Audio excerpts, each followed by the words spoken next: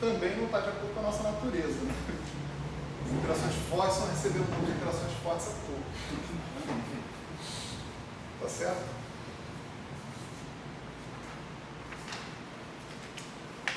Bom, então deixa eu só colocar rapidamente os resultados, tá certo? Para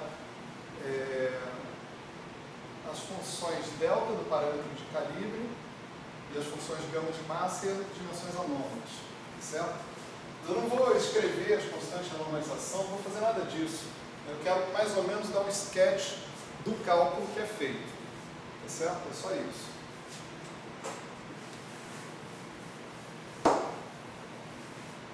Bom, mas é tipo assim, qual é o meu objetivo aqui nessa história? Meu objetivo era desmistificar esse negócio, tá certo? Quer dizer, se alguém um dia precisar fazer essas contas, etc e tal, você sabe o caminho que você tem que ir. Pode ser um caminho, pode ser uma conta complicada, etc e tal, mas o caminho está aqui, o caminho está aberto aqui, pelo menos a gente sabe a lógica que pode esperar para fazer a conta, né?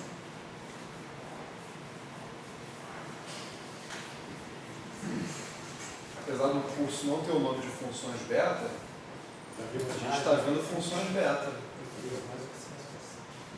Então, ó, no caso do parâmetro FG, né? Depois eu ouvi falar. O Elael vai assistir esse curso. Você vai ver, vai se ferrar. Então, essa é a equação que relaciona o parâmetro de gauge renormalizado com o parâmetro de gauge nu, né? E a equação de grupo de renormalização para a função delta é mi dA dmi, né? Foi como a gente definiu essa função delta lá atrás. Isso é uma definição, né? Então você substitui esse cara aqui, você vai encontrar uma equação parecida com aquela equação que a gente colocou a função beta, né? Quer dizer, isso aqui, se deriva o A em relação a mi, a derivada bate só aqui nesse cara, né? Não tem mais nenhuma dependência em mi aqui nesse cara. Então, você vai ter menos A sobre Z3 em mil, mi dZ3 em dA. E aí vem aquela questão, dZ3 em mil depende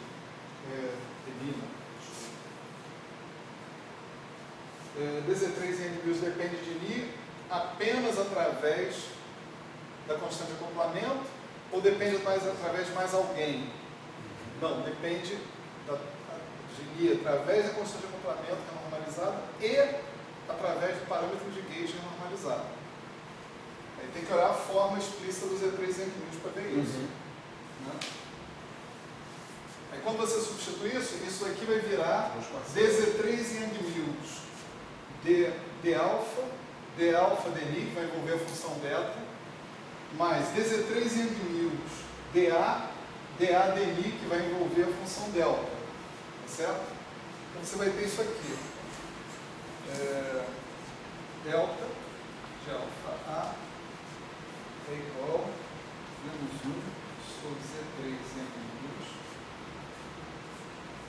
beta de alfa epsilon alfa dZ3 em mil de alfa mais delta de alfa A dZ3 em mil de A. Certo?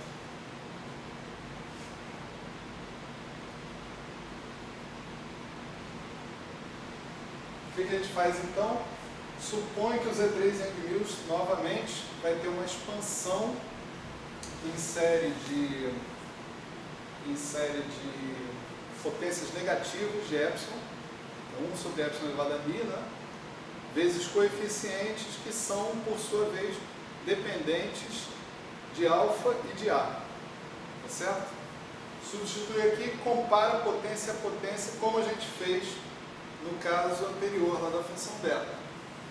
Os resultados a serem encontrados são esses aqui. Delta de alfa A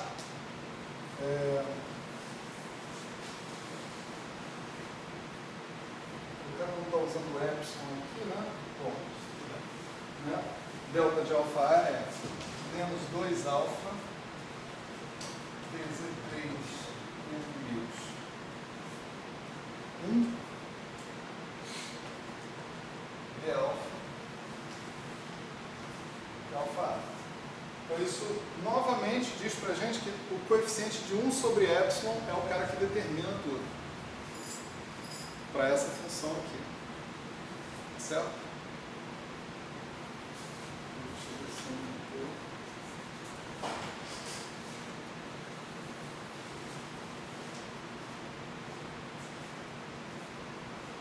E há também relações de recorrência que também são obtidas entre os coeficientes da expansão do Z3 em amplitudes. São assim: 2 alfa dZ3 em amplitudes de alfa igual a menos delta de alfa A menos delta de alfa vezes alfa mais delta de alfa A vezes A Z3 menos N isso é igual a isso. 3 entre 1000 N mais 1. Né? Esses são os coeficientes, né? O que eu estou escrevendo aqui é isso aqui. Z3 entre 1000 é igual a 1 mais somatório igual a 0 infinito Z3 entre 1000 Mi sobre epsilon elevado a 1. Isso é igual a 1, né? Mi igual a 1. Igual a 1. Mi igual a 1.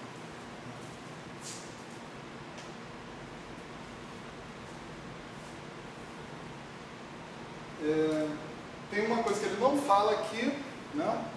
Mas que eu acho que a gente vai ter que descobrir a duras penas, provavelmente, que é qual é o comportamento que eu espero que o delta também exiba, tá certo? Quer dizer, que ele seja um delta 0 mais epsilon delta 1,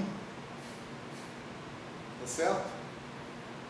Ou será que ele pode ter termos em ordens mais altas em epsilon? Veja que a equação, em princípio, é um pouquinho diferente. Ela envolve o beta e envolve o próprio delta aqui. Né? Envolve duas coisas.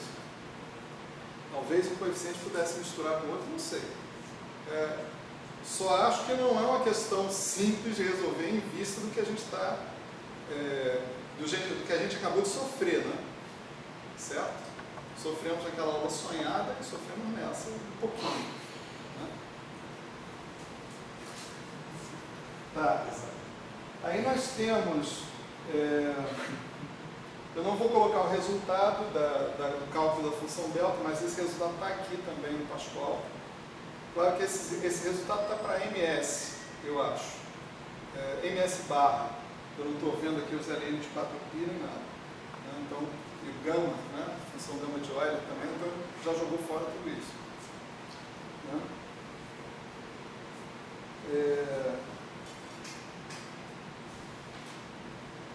Coisa similar ele vai fazer também para a função gama, envolvendo as massas, né?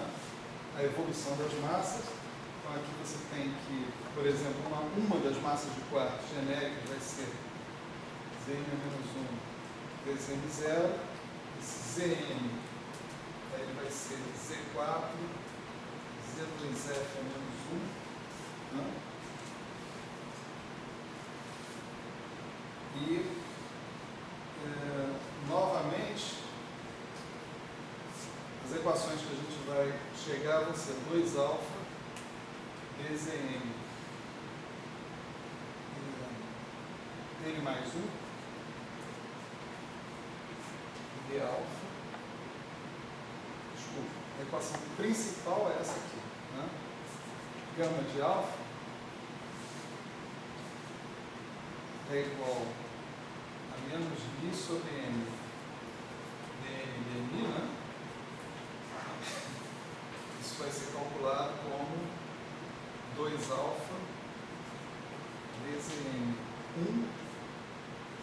real. Esse Zn1 é, mais uma vez, o coeficiente de 1 sobre epsilon da expansão do Zn. Certo? E mais uma fórmula de recorrência envolvendo o gama e a função beta. Eu não vou escrever essa fórmula de recorrência aqui, não é tão interessante assim nesse momento. Né? Você vê, sempre todas as funções do grupo de normalização, pelo menos função beta, função delta, função gama, né, envolvem a primeira ordem, a expansão, o coeficiente de 1 sobre epsilon. E não mais, não o de 1 sobre epsilon 2, não é nada disso. Certo? Isso também é um tipo de estratégia, se você quiser calcular isso aí diretamente. Eu não calculei nada ainda na minha teoria, mas como é que eu calculo isso? Você vai fazer a sua conta dos seus gráficos de Feynman e vai guardar só os termos 1 sobre epsilon que estiverem aparecendo lá. São esses os caras que são relevantes para calcular as funções do grupo de normalização. Certo? Finalmente, tem a dimensão anômala. Né?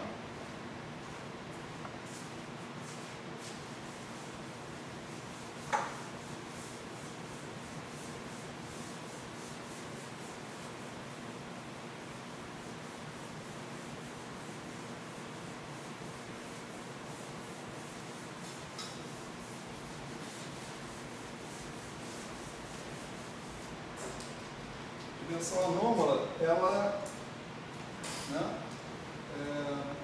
aqui você pode chamar genericamente de gama Z, né? Lembra que a dimensão anômala é definida para cada constante de normalização de cada campo, né? Você tinha a dimensão anômala para os Fermis, tinha a dimensão anômala para os campos de Gauge, uma dimensão anômala para os fantasmas, e a constante de normalização que você derivava era a constante de normalização do respectivo campo. Né? Então, a dimensão anômala é definida assim, né? Mi sobre Z, dz de Mi. Seja lá Z quem for, ou Z2F, né? Ou Z3 em 1000, seja lá o que for. Né?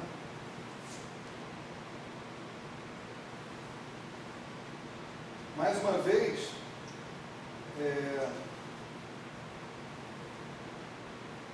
você supõe que a dependência do Z no Mi se dá através das constantes de normalização, das constantes de acoplamento e dos parâmetros de Gauge, a ser justificado no curso futuro. Né? E você obtém esse resultado aqui, né? Gama Z é 2 alfa dz1 de alfa. E mais relações de recorrência, né? Seria mais 1 função seria, né? Relações de recorrência envolvendo esses caras aqui. No caso da dimensão anômala, é interessante observar o seguinte: para todas as funções do grupo de normalização, nós praticamente impusemos que a função beta tem que ser finita, que a função gama tem que ser finita, que a função delta tem que ser finita, porque a teoria é renormalizável e esses são os parâmetros renormalizados da teoria, eles são finitos. Né? No caso da dimensão anômala, você não está derivando em relação a parâmetro renormalizado nenhum.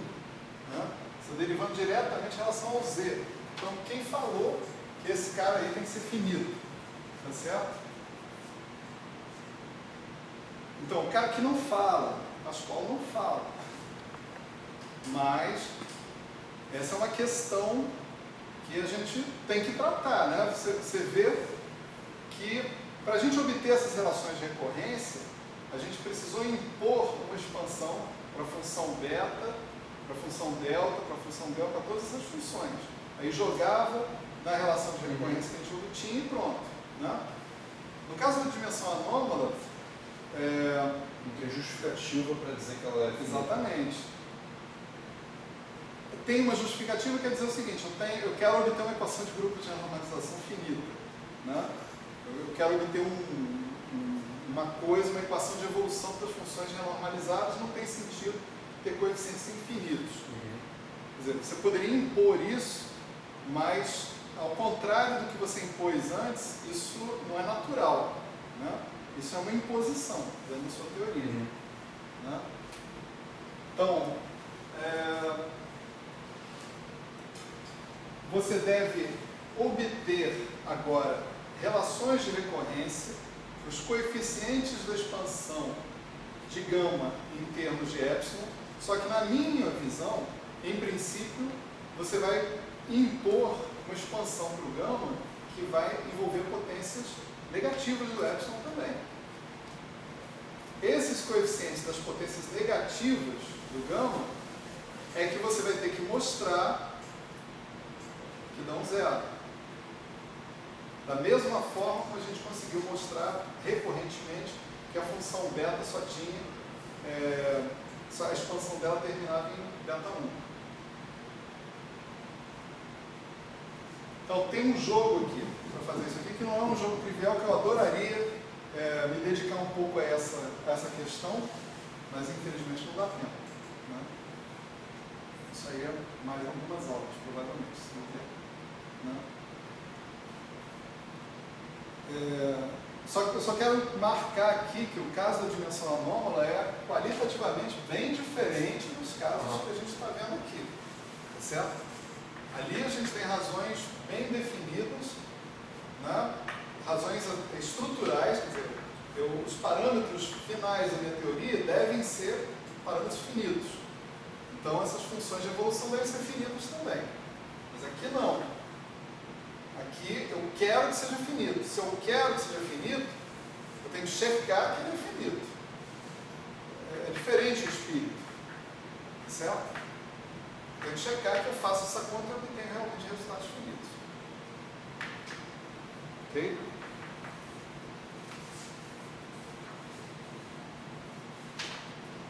Tá bom. Então, para mais detalhes, assim, detalhes efetivamente numéricos, etc. e tal, remeto vocês lá para o Pascoal, diretamente, né? O capítulo dele de grupo de normalização tem todas essas contas, o resultado, pelo menos, de todas essas contas. Vocês já sabem que não tem todos os detalhes. Né? Não tem todos os detalhes. Os detalhes dessas contas aqui, eu acredito que não são, dado que a gente fez com a função beta, a gente fez em maior, um pouco mais de detalhe, acho que não é tão difícil encontrar. Os detalhes da conta da dimensão anômala, eu acho que vale a pena pensar sobre eles. Certo? Ainda estou pensando aqui, se eu faço essa conta de dimensão anômala e passo para vocês como lista de exercícios para a prova. Claro, dividindo essa questão em vários subitens menores. Né? E esclarecendo os pressupostos que talvez tenham que ser assumidos. Né? Mas, tipo assim, pedir para vocês se lançarem nessa questão, eu não vou pedir não.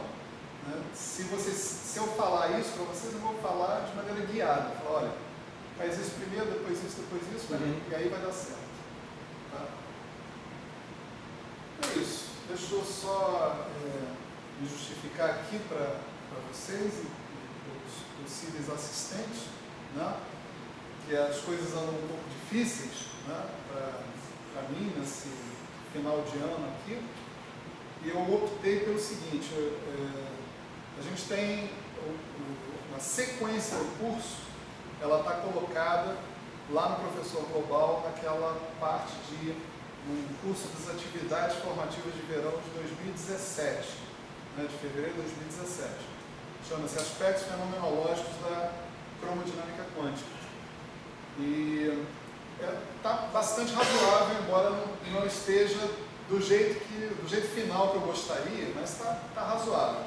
Pelo menos dá para entender lá a questão dos parâmetros energéticos, né, etc. e tal. Então eu indico para vocês, para darem uma olhada nessa parte, a gente fica para revisitar essa questão numa próxima oportunidade do curso. Tá certo? com isso, mesmo essa extensão do curso está oficialmente encerrada. Cumpro, pelo menos, com mais de um ano de delay, né? A promessa de fechar a parte do grupo de normalização. Todo mundo pode perceber que não é tudo que eu gostaria de falar sobre o assunto, mas eu preciso estudar muito mais para falar mais coisas interessantes sobre isso, né? E não está dando tempo também. Então, esse é um bom ponto, vamos dizer assim, um ponto operacional, pelo menos, um ponto que você chega e você tem capacidade de calcular as funções do grupo de normalização e trabalhar com elas para fazer o que te interessar, né? Então, não é uma completa perda de tempo, é só parcial, certo? E obrigado a todos vocês pela audiência, né? Pelo interesse, pelas perguntas, né? Porque, o curso não seria nada sem perguntas, sem vocês perguntando. Então foi tudo muito bom, para mim pelo menos, me senti muito satisfeito de dar aula para vocês. Perguntas demais tem outra página dele. Se for de certas pessoas, né? Todos os anos. Mas tudo bem, não, pergunta faz